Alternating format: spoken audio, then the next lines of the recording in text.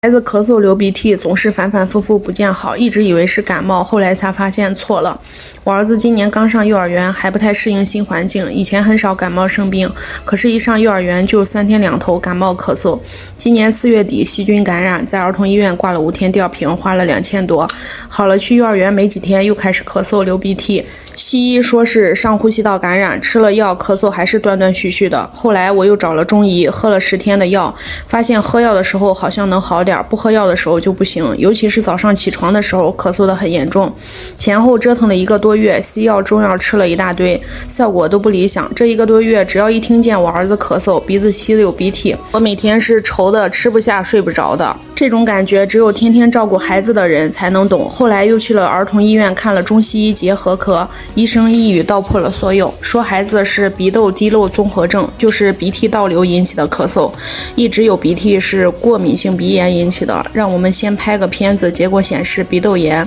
腺样体肥大50%，医生说不严重，好好调理肯定就好了，给开了230块钱的西药，主要是针对过敏性鼻炎的，270是中药，主要是针对咳嗽的。中西医结合起来差不多1周的时间，我儿子的咳嗽和鼻涕终于都好了。果然看病还是要找对病因，否则你吃再多的药，看再多的医生都没用。所以孩子反复感冒流鼻涕咳嗽，首先就是要搞清楚病因，再喝药，这样孩子少遭罪，病才好得快。